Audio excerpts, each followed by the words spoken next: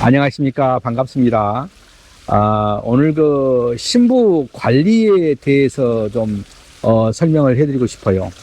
우리 그 퍼펙트 같은 경우는요, 지금 제가 이제 베트남 현지에 있고요. 그리고 이제 또 원장님이 또 계십니다. 원장님이 계셔가지고 이렇게 신부 관리를 하고 있는 것이죠. 그래서 이제 한국에서 왔다 갔다 하면서 얼마든지 이렇게 할 수가 있어요. 그러나 내가 직접 여기에 머무르면서 상주를 하고 이렇게 관리하는 것과 이렇게 전화로만 이렇게 관리하는 것과는 차원이 틀리더라. 그래서 한국인 입장에서 이렇게 신부를 관리하는 것과 그리고 이제 베트남 현지인의 입장에서 신부를 관리하는 것과는 차원이 많이 틀리다는 것을 새삼스럽게 느낄 때가 많습니다.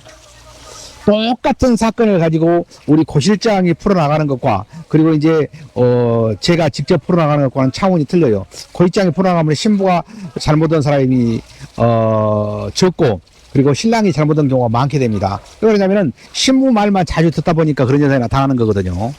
그래서 이제 그런 것들을 이제 봤었을 때 되도록이면은 이제 중간자적인 입장에서 이렇게 보려고 많이 생각을 해요. 그리고 이제 카톡을 지우지 말고, 그리고 이제 꼭 보관해란 말도 거기서 필요하기 때문에 그런 거고요. 그리고 이제 카톡을, 한국 사람은 한국말로, 베트남 말로 이렇게 했었을 때 서로가 이제 번역이 된다 하더라도 큰 오해가 생기지 않고 이렇게 바로잡을 수 있다는 그런 의미에서 그렇게 말씀을 해드리는 것입니다. 그리고 이제 제가 이제 베트남 현지에서 이제 우리 신랑들이 결혼을 하게 되면은, 저하고 이제 바로 다이렉트로 전화가 연결되거든요. 그래서 신부가 어떤 문제가 있으면은 사무실을 불러가지고 너는 왜 이러느냐고 바로 이렇게, 훈계도 할 수 있고. 그리고 이제, 야단도 칠 수 있고 그렇죠. 그런데 이제 전화로만 해갖고는 그게 되겠어요. 전화로 해가지고, 베트남 현지인한테, 이렇게, 신부가 이렇게 돼 있으니까, 문제가 있는 것 같다. 한번 확인해봐라. 이렇게만 끝나면 안 된다는 것이죠. 직접 만나가지고 어떤 문제가 있는 것도 확인을 해보고 문제가 없게끔 이렇게 조치를 취하는 게 우리 역할이 아닌가 그런 생각이 듭니다. 그래서 이제 결혼을 이제 하면서요. 결혼을 하면서 결혼을 한 것도 중요하지만 그 다음에 신부 관리하는 것도 엄청나게 중요하다고 생각을 하거든요. 신부 관리를 어떻게 하느냐에 따라서 그 신부하고 잘 이루어질 수 있고 깨져볼 수 있고 그래요. 네. 그래서 이렇게 우리가 그 용돈 같은 것도 회사를 통해서 꼭 용돈을 주십시오 이렇게 이야기한 것도 신부 관리 차원에서 그렇게 하는 것입니다. 신랑한테 알아서 그냥 주십시오. 신부한테 알아서 주시면 됩니다. 이렇게 하는 회사도 있어요. 그러나 우리는 한국에서 계좌에다 입금을 하면은 베트남에서 한국 돈으로 35만 원 입금하면 35만 원 그대로 전달해주면은 금은방에 가서 바꿔서 쓰는 것이죠, 신부들이. 이런 것들이 신부 관리의 하나의 방법이 아니라 이런 생각을 해요. 그래서 그런 거 하나하나가 굉장히 중요한 것이거든요. 지금까지 한 20년 동안 이거 결혼을 하면서 이것은 이렇게 하는 게 좋더라. 이렇게 해서 진행을 하고 있는 거예요. 그리고 이제 그 결혼을 하게 되면 핸드폰을 우리가 압수를 해놓지 않습니까? 신부값만. 왜 압수해 놓겠습니까? 신랑은 신랑대로 신부는 신부대로 자기 핸드폰 보고 서로 대화를 안 하기 때문에 신랑 핸드폰 하나만 가지고 같이 어울려서 대화도 하고 공감을 해라는 그런 의미에서 그렇게 하고 있는 것입니다. 그것도 이렇게 하루아침에 생긴 게 아니라 그동안에 문제가 제기됐기 때문에 그렇게 이제 하고 있는 것이죠. 그래서 이게 오래된 것과 결혼을 많이 시킨 것과 적게 시킨 것과 이런 거 차이가 많이 있다는 거예요. 지금 보니까. 그래서 우리가 지금까지 그동안의 경험에 의해서 이렇게 한 것들을 그대로 이렇게 진행하고 있다는 것을 말씀을 해드립니다. 한국에 나가서도 마찬가지예요. 이렇게 어떤 신부가 문제 있으면 바로 언제든지 베트남으로 현지로 바로 전화해가지고 바로 이렇게 풀어갈 수 있게끔. 그리고 이제 또 때로 이제 필요하다고 생각되면은 신부 집에 직접 가가지고 신부 어머니하고도 통화를 시키기도 하고 신부 어머니 집도 방문하기도 하고 그렇습니다. 그 대신 이제 부탁드리고 싶은 게 있어요.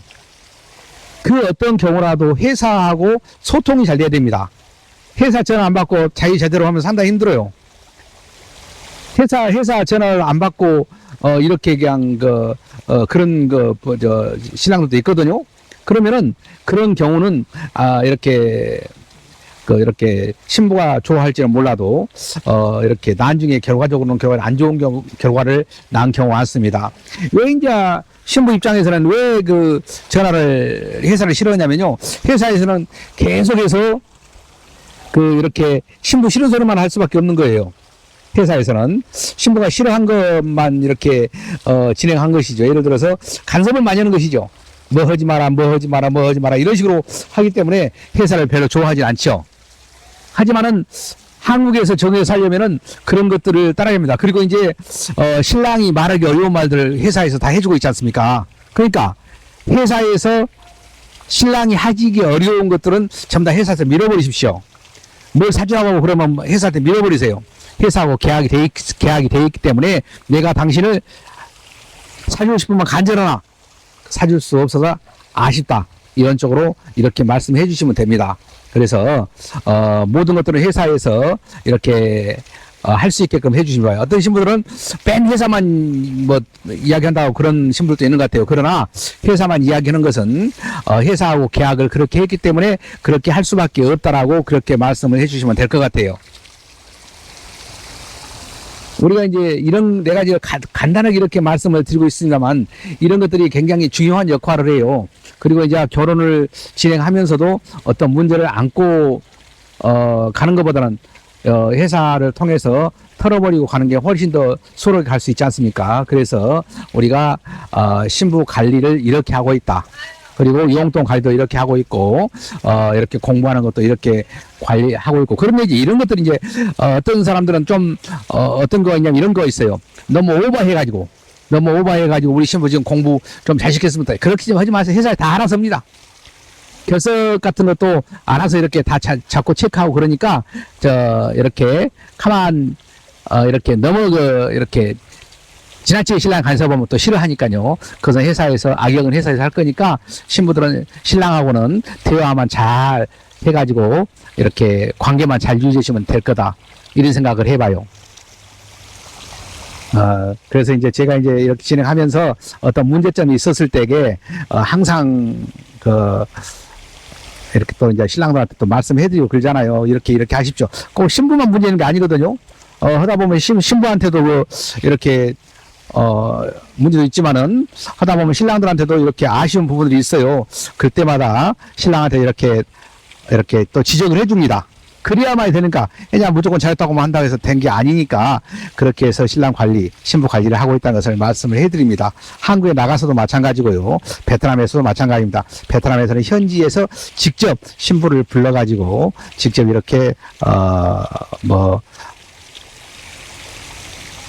애호상 같은 게 있으면 들어보고 대화도 나눠보고 이렇게 하고 있다는 것을 말씀을 드립니다. 오늘 신부 관리에 대해서 이렇게 말씀을 드렸는데 참고해 주시면 감사하겠습니다.